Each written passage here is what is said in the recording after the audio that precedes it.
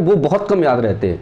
उसका सबसे बड़ा कारण क्या होता है कि मिस्टेक यही हो जाती है कि जो क्वेश्चन रहता है ना उसको अपन अच्छे से नहीं पढ़ते, लेकिन जो ये 4 ऑप्शन रहते हैं उन पर विशेष ध्यान देते हैं, और यही जो है तो सिली मिस्टेक होने का बहुत बड़ा चांस रहता है कि इसमें सबसे कम समय देना, इनमें ज़्यादा समय देना, तो ये जो है ना इनका आंसर अच्छे से नहीं दे पाते।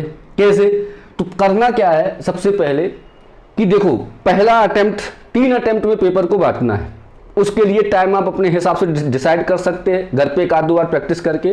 3 अटेम्प्ट में यदि पेपर सॉल्व करोगे तो ये जो 15 नंबर का गैप आपका रहता है अधिकतर लोगों का, ये गैप काफ़ी हद तक आपका सॉल्व हो जाएगा यदि आपने अच्छे से मेहनत की है। अब देखिए 3 अटेम्प्ट वो कौन कौन से हैं, यदि आप ध्यान से लास्ट तक देखोगे और यदि कल परसों जिसका जब पेपर है, पेपर देने जाओगे तो आप जब पेपर दे करके आओगे तब आपको लगेगा कि हाँ ये 3 अटेम्प्ट में से इनमें से कुछ नंबर मैंने गेन किए हैं और मेरे अच्छे नंबर आए हैं।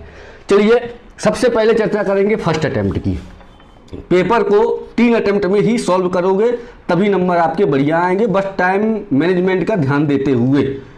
शर्त ये है, फर्स्ट अटेम्प्ट में करना क्या है कि पूरे जो 100 क्वेश्चन है उसमें से आप एक बात लेकिन ध्यान रखो, 80 क्वेश्चन 80 नंबर लाने हैं। मान लो 100 का पेपर है तो 20 तो ये मान लो, पहले ये दिमाग में पॉजिटिव थिंकिंग लेके चलो कि 20 गलत भी हो जाएंगे तो कोई दिक्कत वाली बात नहीं है, 20 क्वेश्चन गलत करने हैं।